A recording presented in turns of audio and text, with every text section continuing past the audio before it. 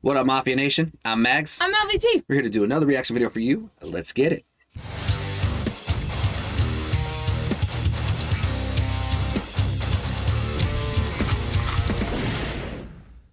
Oh, I feel so much better. I just cracked my back. That was a great feeling. Yes, it's great. Well, today, y'all, we're learning. We're learning. We're here for the history. Today, we are watching Sabaton History Channel, Night Witches. Female Soviet pilot. It was really hard for me to not say Night Wish. Night Wishes. Night Wishes. Because you know Sabaton and Night Wishes. Yeah. Like just a very slight difference. Yeah, this is going to be the history behind their song Night Witches, which is about the female Soviet pilots. I did not know that female Soviet pilots were a thing. So I mean, I figured they were like a thing, but like I didn't know that there was. You have to think though, back in the 40s, that was back when women didn't really have a whole lot of rights. And like, yeah, well, you know, that was also back when if a woman's on the battlefield, she's going to be the nurse. Well, men are stupid. Indeed, they are, for sure. Not all men. I take that back. Not all men are stupid. Men that don't have forward thinking that women can do just as much as men are stupid. Indeed. All right, before we get to check this video out, though, make sure you subscribe. Smash that notification bell. And like, comment, and share with your friends. Because caring is sharing. Watch some history.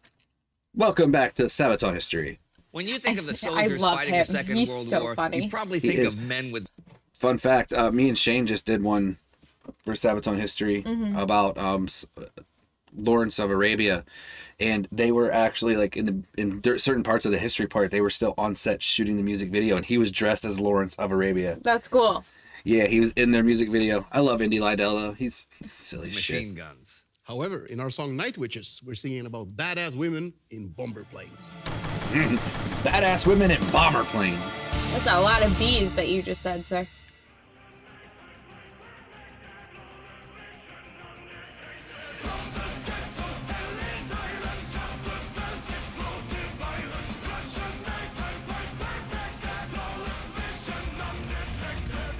The large-scale industrialization of the Soviet Union in the late 1920s and 1930s opened up the country's economy for women in the workplace, and there was indeed no job for which a woman could not apply. Soviet propaganda encouraged them to join the workforce and steer the great machines of modernization, and the most fantastic symbol of that particular age of machines was the airplane. Many were inspired by Soviet heroine Marina Raskova, who set world records for long-distance flights, showing what pilots and planes from the Soviet Union could achieve. Newly emerging and quite popular flying clubs were also a chance for many women to escape the monotony, or the poverty, of their homes and learn how to become an aircraft mechanic or even a pilot themselves. Nice. Fast forward to the summer of 1941. Weeks after the German invasion, hundreds of thousands of Soviet women flocked to the colors, enlisting as nurses, signalers, or anti-aircraft gunners. The experienced female pilots of the flying club served as instructors and advisors for male recruits, but were not allowed themselves to fly into combat. The argument was that there were enough male pilots available. Marina Raskova, however, was determined to make a difference. With her influence in Moscow's political circles as a hero of the Soviet Union, she appealed to Stalin himself and got permission to create 3 all-female flying units: the 586 Fighter Regiment, the 587 Heavy Bomber Regiment, and the 588 Night Bomber Regiment. Yeah. Raskova was a natural leader, and her call for volunteers was soon answered by hundreds of young women from all over the Soviet Union, hoping to break into the ranks of elite female pilots. By mid-October, as confusion and chaos swept Moscow in the face of the rapid German advance, Raskova had set up her training camp at the large aerodrome in the city of Engels on the Volga River. There, the women of the 3 regiments were to be trained with planes, engines, armaments, and aeronautical studies and military drills, while the college-educated women were trained as navigators. Those with factory or armory experience would work as mechanics. Naturally, all volunteers wanted to become famous fighter pilots themselves, but only the most talented and experienced pilots were accepted into the fighter regiment. They needed lightning-quick reactions, and the ability to remain calm in battle. The professional pilots with many hours of experience were put into the Heavy Bomber Regiment, led by Raskova herself. Those with less experience put into the Night Bomber Regiment, but those women may have needed the greatest courage of them all.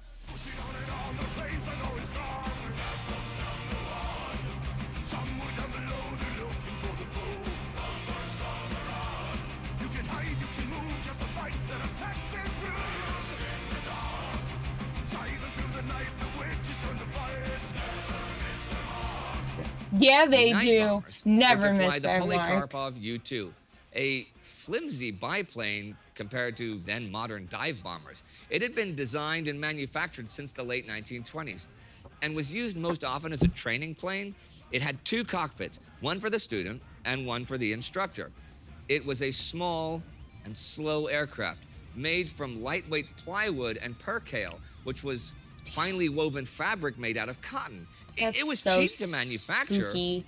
unimpressive, and outdated, but nonetheless a reliable workhorse for transporting the wounded, dropping supplies, or reconnaissance flights. The Soviets nicknamed it the crop duster, or the duck, while to the Germans it was to be known as the sewing machine. Why? I see where your head's going with that. Well, because I'm 5 years old and the crop dust is to fart while you walk by somebody. Why would you name a plane that? No, crop dusting, the fart term came from crop dusting. Yeah, thing. because well, I mean, logically, as an adult, I know that, but like, they said crop dust. Oh, Or man. the duck, while to the I'm Germans 12, it was sorry. to be known as the sewing machine or the plywood Russ, since it was totally defenseless and too slow to outrun any of the German fighter planes. It could only operate in the safety of night. In fact, though, even small arms fire could bring it down fairly easily. But the overall situation was so bleak that even those little planes became symbols of hope and resistance. Over time, the women began to appreciate the simplicity of the crop duster, especially since the women of the Heavy Bomber Regiment had to fly the Su-2, which was nicknamed the bitch because of how difficult it was to master. But despite Soviet theoretical ideology of equality between the sexes, Russian machismo was pretty merciless, wearing boots, tunics, and greatcoats way too large for them since they were designed for men. The women were constantly mocked and teased by their male counterparts for their lack of femininity. But this only hardened their determination, since to them, a soldier was a soldier. Raskova ordered the women to crop their hair, and the battalion's commissar forbade anything she saw as girl talk and prohibited any sort of flirtatious behavior. By late May 1942, they were finally equipped with enough U-2 aircraft to prepare for combat. By summer, they left the aerodrome for the southwestern front to meet the German advance on Stalingrad and the Caucasus. As Axis forces were advancing on Rostov, Raskova's night bombers hit the German ammunition and fuel dumps, the vehicles, and the ground troops. Now, it was the navigator's job to find the target and close in on enemy lines. Then the pilot would turn off the engine and silently glide through the night. The first planes would throw down flares to illuminate the targets, and the loads would be dropped. Then they would turn on their engines and escape before the Germans could fight back. The U-2s were converted to bombers by simple, at first improvised attachments. A bomb load of up to 300 kilos being a ninja. was slung Don't be under heard. the wings. Okay, this was not enough to inflict a lot of damage, but that wasn't the main purpose of the night bombers. They were to constantly harass the enemy, to deprive them of sleep and wear them down, to grant them no rest periods. And for that, the Germans hated them. After learning that the night bombers were usually piloted by women, they would give them their famous nickname, the Nachthexen, the night witches. Every morning, the women came back with red faces and bloodshot eyes. They rebuilt their lives around their nocturnal life, having dinner in the morning and going straight to bed. They were constantly tired and hungry, but they were sure proud of showing the Soviet Union that women could fly as well as any man. And with every successful mission, they earned more respect from the male pilots and officers. But that would not protect them from the constant danger they faced. They had no parachutes, since Soviet high command figured that in case of engine failure, the planes could simply glide back to Earth. This totally disregarded the fact that the percale cotton fabric and plywood frame burned like crazy. And if that ever happened, it was likely that both pilot and navigator burned to death. But to Soviet high command, that was still preferable to being captured alive by the Germans. In fact, those who were shot down... In their defense. I mean, they have a point, but... In their defense, I would not want to be captured by Nazis. I'm sorry. They were brutal, and they were females. And vicious, yeah. And those were females, because I can imagine how badly they would have tortured and done multiple different crazy Yeah, and I get that, but at the same time, that is not how... Like, when engine failure happens, like, you need to abort mission. Like... Yeah. Not how that works. No. It'll just glide back down. Not if it's on fire. It'll glide down right in a fireball. Yeah. Fireball. Did you want an asteroid? I'm sorry. Let me send you one. Preferable to being captured alive by the Germans. In fact, those who were shot down or crashed behind enemy lines were expected to fight to the death, as capture was dishonorable to any Soviet soldier and would leave a stigma for the rest of their lives. Even pilots who were shot down behind the lines but hid and made it safely back to their own lines were interrogated and often condemned to death by the commissars. What? On January 4th, 1943, hey, congratulations on escaping. Let me kill you. Front. But the 588 was determined to live by her ideals. And as one pilot wrote, it was a time for bombing and bombing. Okay.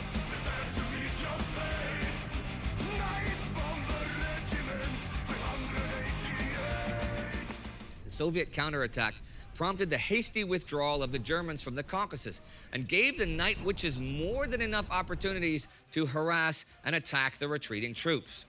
From the steppes near Stalingrad to the high mountains of the Caucasus, the praise for the Night Witches grew. The freezing winter nights through which they flew at high altitudes with open cockpits did not discourage the women from fulfilling their missions. In fact, only once were they forced to remain grounded for a time.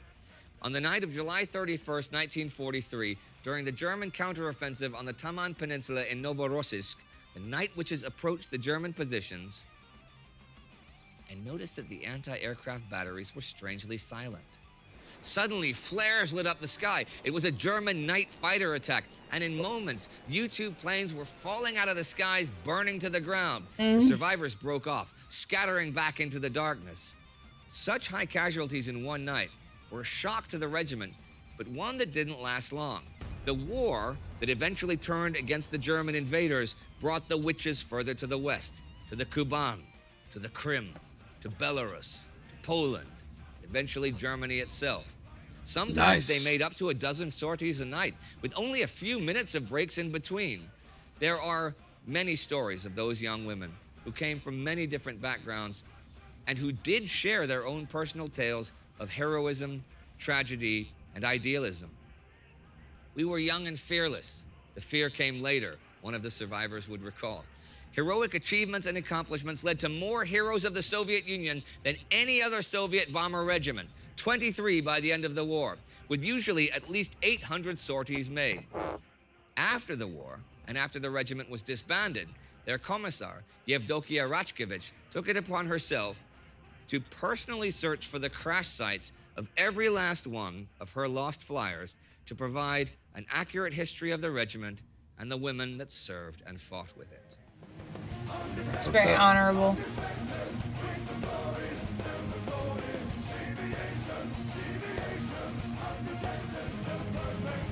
Okay, badass women in bomber planes. That was a really good description, right? So how did you guys decide to choose this?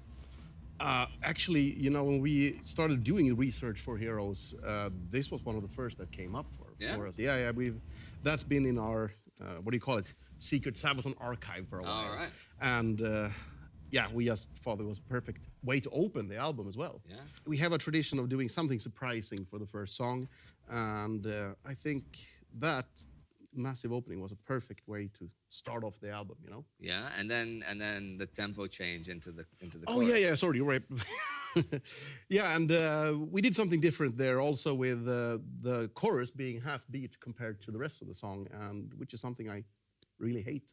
But if you hate it, why did you allow it to happen? Honesty. It's the only time I actually thought it worked. Yeah. You know, we wanted that. Whose suggestion was it? Who said, "Hey, come on, let's do this"? And you said, Oh, I did that to myself. "Oh, okay." But did it to myself. I remember so clearly. When Shot we were your doing own foot. The PR for this album. It's a couple of years ago now, but I was doing an interview and I was in the final stages of doing something else. I was in the studio.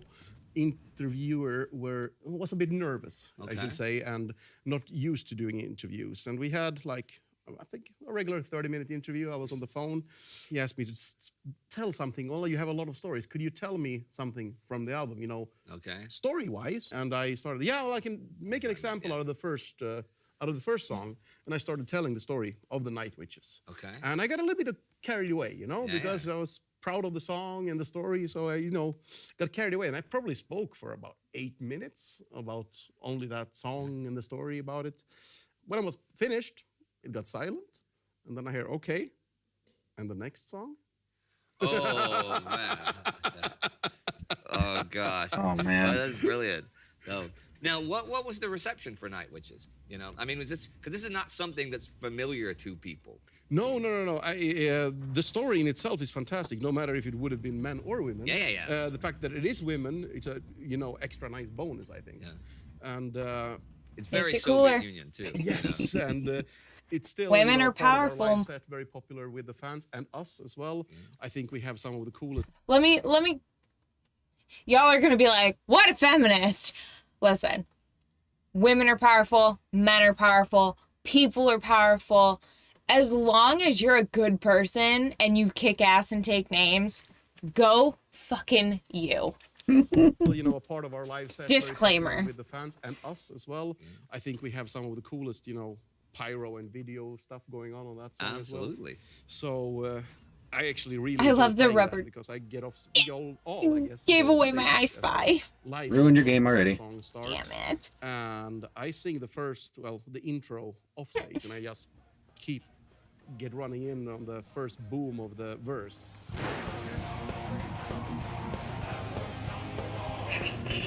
All right, you just run right in there. Nice. And But back out. I have a very important question that I'm pretty certain everybody, not only everybody who watches Sabaton history, but everybody who's ever seen Sabaton or listened to Sabaton wants to know. Now, Night Witches, right? They to avoid any outward appearances of too much femininity and stuff because of problems with the male soldiers and stuff. They all cut their hair really short. They all crop their hair, right? One, do you think any of them had your hairstyle? I certainly hope not. And two, do we have any pictures of you when you were a kid with like the same? Did you have the same I was born like this. I was born this way. Thank you very much for this today. Thank you very much. I always love talking to you about these songs. All right, well, we'll see you next time Thank you all. on Sabaton History. That's how I feel when we mess up our outro. Oh man, this song sounds so dope. Yeah, I'm very excited. All right, everyone, you know the drill. You click, get some subscriptions, check out Indy's other channels, become a Patreon. That's it. Get the fuck out of here. I love him. He He's is. so funny. He is awesome. I bet you, because I know that them and Nightwish are like close because the drummer of Sabaton is married to Floor. I bet you him and Marco raise hell. Oh god, I can imagine. Oh my lordy lord. I can imagine. And that snippet that we've seen of like behind the scenes with Nightwish when they were getting shit faced, and then him talking about how he gets shit faced. Like, could you just imagine them two in a drinking contest? Playing Drunken Uno. Yeah, that'd be epic. a good time. I want to see that behind the scenes footage. But yeah, the story of the Night Witches, that was really cool. Like I said, especially, because like, I don't know what Soviet Union was like as far as women goes, but it sounds like they were a little bit more accepting of women in these things. Yeah. Where, like, Once it got to a certain point, it seemed like to the point of like, we have no other options but to start letting women work and be involved in this because, you know, we only have so many people in our country. Yeah, but the fact that they were, you know, given such low odds and everything like that, and had to go through such difficult battles the way that they did, especially with like planes that could be easily shot down. They had to fight. Yeah. And they did a hell of a job. They went from where they were all the way out in Russia and pushed it all the way across the line to Germany. Like, that's impressive. Yeah. Like, just getting footholds and going as they go. And, yeah. Just doing what they can to fight for their country, which is a very honorable thing for men or women. So to all the veterans out there, we appreciate you. We love you. Thank you for fighting for our country, and the veterans around the world as well. You know, I mean, it is a very honorable thing to stand for your country. Indeed. So. Yes. But if you guys have any other recommendations, let us know in the comments below. Check out the Discord.